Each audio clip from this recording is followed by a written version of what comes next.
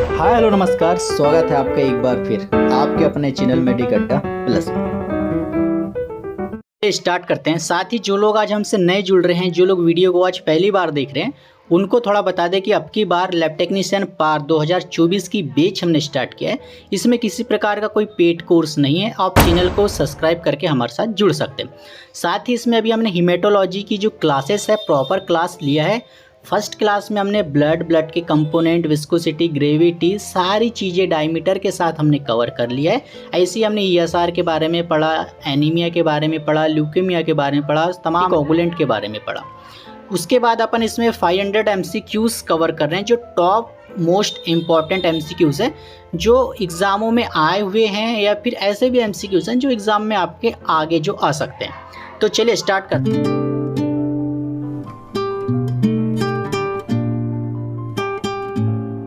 करते हैं 325 तक हमने कर लिया, 326 से स्टार्ट करते हैं। पहला क्वेश्चन यहाँ पर देखेंगे। पहला क्वेश्चन बोल रहा है name the anticoagulant present in the tube so in the image.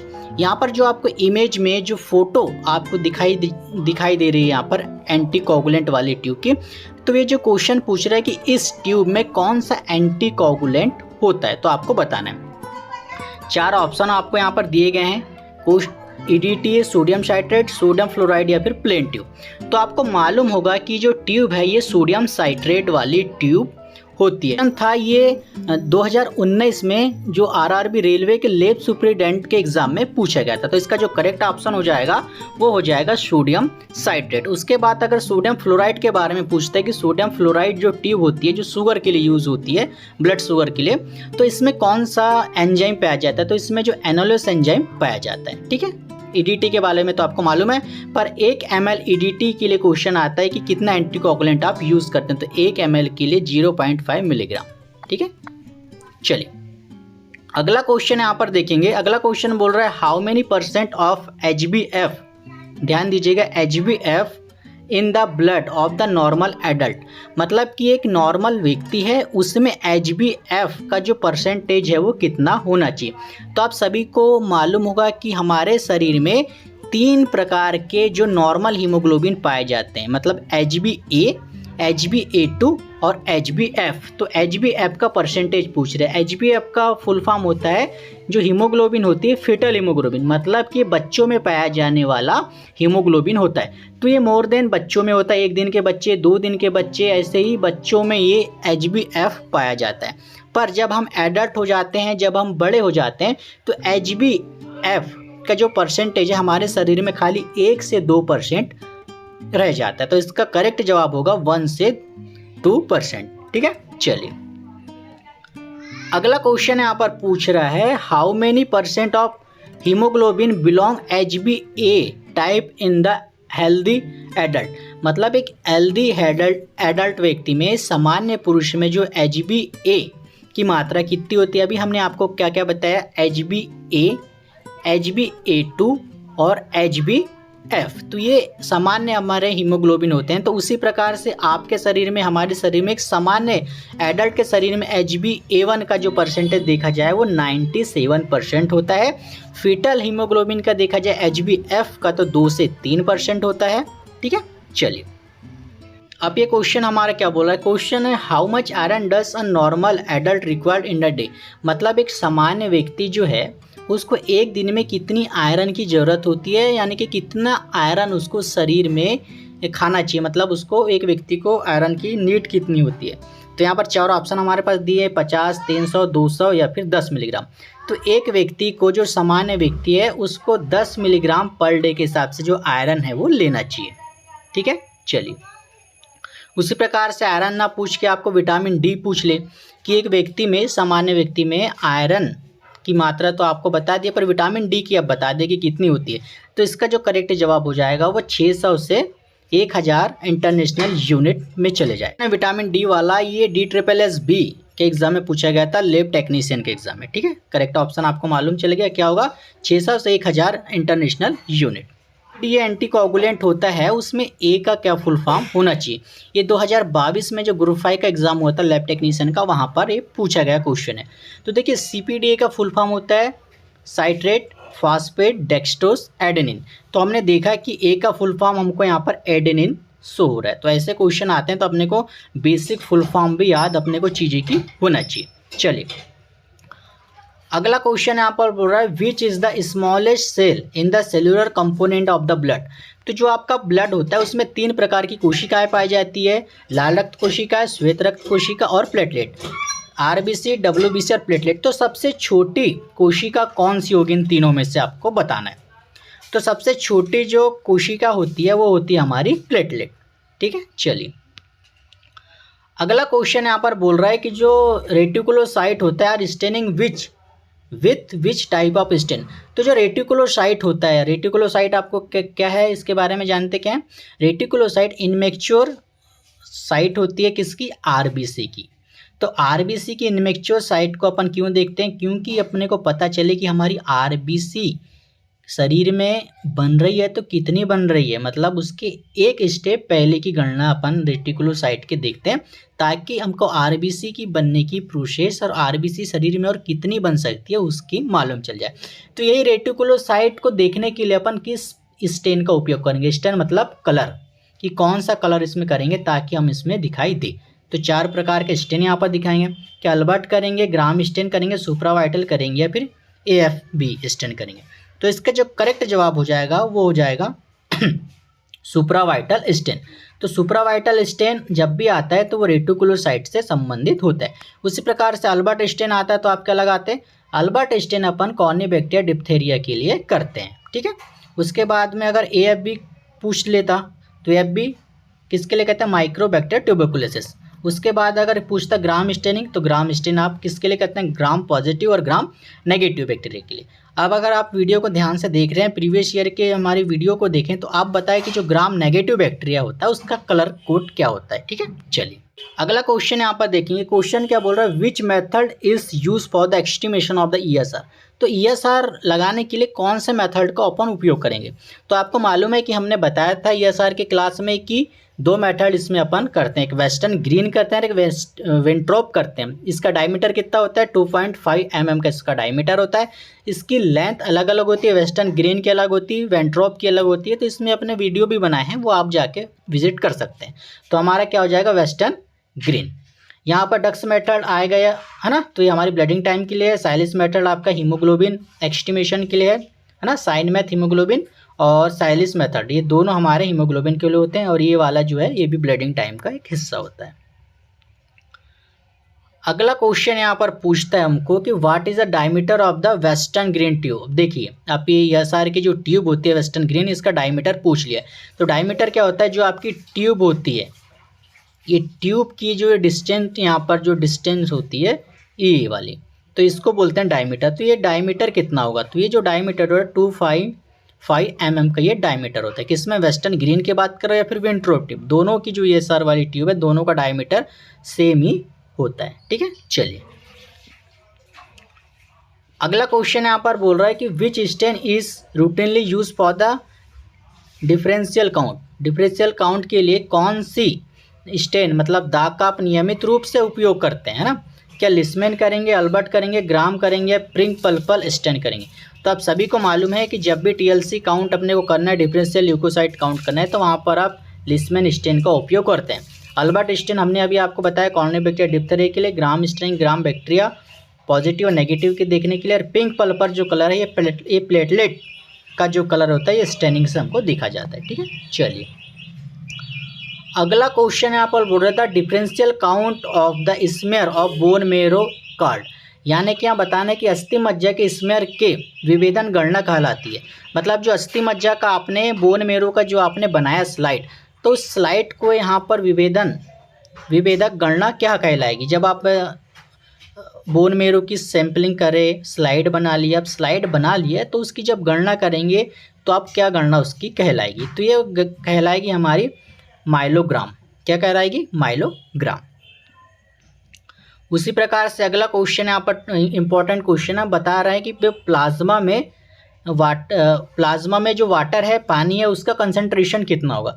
तो आप सभी को मालूम है कि प्लाज्मा में 90% तक हमारा क्या होता है, वाटर होता है। अब आपको बताना है कि शरीर में सबसे ज़्यादा वजन किस चीज़ का होता है। दो क्वेश्चन हमारे हो गए। पहला क्वेश्चन ग्राम नेगेटिव बैक्टीरिया का कलर और दूसरा क्वेश्चन ये है कि शरीर में सबसे ज़्यादा वजन किस चीज़ का होता है, क्योंकि 2022 या फिर 23 के ग्रुप 5 में यह क्वेश्चन पूछा था कि शरीर में सबसे ज़्यादा वजन किस चीज़ का होता है। ऑप्शन में हड्डी दिया गया था, त्वचा दिया गया था, अंग दिया गया था और वाटर यानी कि पानी दिया गया था। तो आपको कमेंट्स बॉक्स में बताना है। चलिए आगे का क्वेश्चन अपन देखेंगे। अगला क्वेश्चन बोल रहा है which chain of amino acid is substitute of the HbS। अब देखिए हमने अभी पढ़ा था कि HbA नॉर्मल होता है, HbA2 नॉर्मल होता है, HbF नॉर्मल होता है, पर HbS जो है ये एबनॉर्मल हीमोग्लोबिन है। HbS में जो आपकी नॉर्मल हीमोग्लोबिन है कुछ इस प्रकार की दिखती है और HbS मतलब सीकल के रूप में होती है, तो आपकी जो RBC है कुछ इस प्रकार की आपको दिखाई देती है। इसमें कौन सी चेन यहाँ पर पाई जाएगी अमाइनो एसिड की, है ना। यहाँ पर बोल रहा है कि किसी व्यक्ति को मतलब कि सिकल सेल बीमारी हो गई, तो यहाँ पर जो 4 चेन दिए गए हैं कौन सा जो चेन है वो डिफ़ॉल्ट होगा। तो जब भी सिकल सेल की कंडीशन में आपकी जो है बीटा जो चेन है ये डिफेक्ट होती है, और बीटा चेन डिफेक्ट होने के कारण ही आपकी जो RBC है उसकी जो साइज क्या है वो चेंज हो जाती है ना। ठीक है, अब इसमें थोड़ा और एक जान ले, क्योंकि सिकल सेल का क्वेश्चन हमको 2023 में एक बार ग्रुप 5 में पूछा था कि सिकल सेल के मरीज को किस चीज़ का ध्यान रखना चाहिए। पहला ऑप्शन था तैराकी से, दूसरा वैक्सीनेशन से, तीसरा कुछ और ऑप्शन था और चौथा था कि डिहाइड्रेशन था। तो उसका जो करेक्ट जवाब जो डिहाइड्रेशन था। तो ऐसे क्वेश्चन भी यहाँ पर आते हैं, ठीक है, तो अपने को ध्यान रखना है। अगला क्वेश्चन यहाँ पर बोल रहा है what is the cause of the anaemia. अब एनीमिया खून की कमी होने के क्या चांस होते हैं। शरीर में आयरन की कमी हो जाएगी, बोन मेरो डिप्रेशन में चल जाएगा, मतलब बोन मेरो अच्छे से काम नहीं करेगा, एक्यूट या फिर क्रॉनिक ब्लड लॉस शरीर में हो रहा है। एक तो एकदम से ब्लड का लॉस हो गया या फिर धीरे धीरे जो ब्लड हमारे शरीर से किसी भी माध्यम से रिस रहा है, बॉडी में ब्लड नहीं बन पा रहा है। तो ये चारों जो कंडीशन होते हैं वो हमको इंडिकेट करता है कि हमको एनीमिया होने के चांस हो सकते हैं, कारण है ये सब चीज़, ठीक है। चलिए अगला क्वेश्चन यहाँ पर दिया है percentage of the body is found in the bone marrow. आप यहाँ पर जो बोन मेरो का कितना प्रतिशत होता है, मान के चलिए आपका शरीर है। अब आपके शरीर के वजन का कितना प्रतिशत बोन मेरो है, तो शरीर के 5% भाग में बोन मेरो पाया जाता है, ठीक है। चलिए अगला क्वेश्चन यहाँ पर पूछ रहा है कि what is the total volume of the bone marrow and birth. अब जब बच्चा छोटा रहता है, बच्चे का बर्थ होता है, तो उसके शरीर में कितने ml जो है वो बोन मेरो पाया जाता है। तो उसका आंसर अपने को लगाना है कि 170 ml जो है ये अपना जो बेबी होता है, बर्थ होता है बेबी का, तो उसमें 170 ml जो है वो बोन मेरो पाया जाता है। क्वेश्चन देखेंगे। अगला क्वेश्चन यहाँ पर बोल रहा है कि बोन मेरो एक्ट टिश्यू मतलब अस्थि मज्जा किस प्रकार के टिश्यू से संबंधित होगा। तो आप लोगों को अगर ब्लड का मालूम होगा कि ब्लड हमारा कनेक्टिव टिश्यू है, उसी प्रकार से जो बोन मेरो है ये भी शरीर के विभिन्न अंगों में कनेक्टेड होता है, तो इसको भी कनेक्टिव टिश्यू कहते हैं। एग्जाम में आता है कि बोन मेरो किस प्रकार का टिश्यू है, तो वहाँ बताना है कनेक्टिव टिश्यूज। चलिए आप यहाँ पर अगला अच्छा क्वेश्चन बोल रहा है कि बोन मेरो एलो bone marrow consist of which type of juice cell. तो जो आपका बोन मेरो है, कौन सा बोन मेरो, 2 प्रकार के बोन मेरो होते हैं, एक पीला वाला होता है, एक लाल वाला। तो जो पीला वाला बोन मेरो होता है वो किस प्रकार की कोशिका बनाएगा। तो पीला वाला आपकी कोशिका बनाएगा, वो बनाएगा फैट सेल, मतलब वसा वाली जो कोशिका है उनका निर्माण करेगा।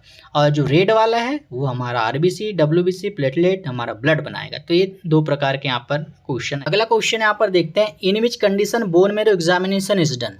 मतलब कौन सी कंडीशन में अस्थि मज्जा परीक्षण किसी व्यक्ति का किया जा सकता है। कोई व्यक्ति नॉर्मल है, खेल रहा है, कूद रहा है, हंस रहा है, पढ़ाई कर रहा है, उसका बोन मेरो एग्जामिनेशन नहीं होता। तो किन लोगों का करना चाहिए। पहला यहाँ पर दिया aplastic anaemia, blood cancer, multiple myeloma या फिर ऑल। तो देखिए एप्लास्टिक एनीमिया क्या है, ऐसी एनीमिया की स्टेज है जो हमारा जो बोन मेरो है वहीं से जो है ब्लड का फॉर्मेशन नहीं हो रहा है, हमारी जो ब्लड है वही नहीं बन रही, कहाँ से, बोन मेरो से। दूसरा ब्लड कैंसर तो आपको मालूम है, मल्टीपल माइलोमा ये भी एक कैंसर की स्टेज होती है ना। उसके बाद होता है ऑल ऑप्शन। तो ये चारों कंडीशन हैं जिसके कारण हमारा बोन मैरो एग्जामिनेशन अपन कर सकते हैं। तो ऑप्शन नंबर 4 इज राइट। अगला क्वेश्चन यहाँ पर बोल रहा है कि anaemia cause due to failure of the function of bone marrow skirt. अब यहाँ पर आपको बताने कि अस्थि मज्जा के कार्यों की विफलता के कारण होने वाले एनीमिया के बारे में बताइए। तो अभी हमने आपको बता दिया कि जो एनीमिया, कौन सा एनीमिया था हमारा, एप्लास्टिक एनीमिया था, जिसमें बोन मेरो से ही ब्लड का फॉर्मेशन नहीं होता। तो जब आपका बोन मेरो काम नहीं करेगा तो आपको किस प्रकार का एनीमिया होगा, एप्लास्टिक एनीमिया होगा। क्वेश्चन वो ना आके अगर बताता कि जेनेटिक दिक्कतें आती तो कौन सी बीमारी होती, कौन सा एनीमिया होता है, जेनेटिक बीमारी से जो बीमारी उत्पन्न होती है वो सिकल सेल एनीमिया होती है। Sickle cell anaemia genetical autosomal recessive disorder होता है जो डीएनए में म्यूटेशन या अर्थात खराबी के कारण होता है। थैलेसीमिया भी जो हीमोग्लोबिन में जो चैन पाए जाते हैं अल्फा बीटा, तो अल्फा थैलेसीमिया कम बन रही है तो माइनर, और ज़्यादा ही कम बन रही है तो मेजर, तो उसको बोलेंगे अपन alpha thalassemia. Beta thalassemia beta chain आधे रूप में बन रही है या पूरे तरीके से नहीं बन रही है तो उसमें भी माइनर मेजर होते हैं। हीमोलाइटिक एनीमिया शरीर के अंदर किसी प्रकार से जो हमारा ब्लड है वो टूटते जा रहा है ना, तो उसको अपन हीमोलाइटिक एनीमिया कहते हैं। तो इसका ऑप्शन नंबर 4 इज राइट।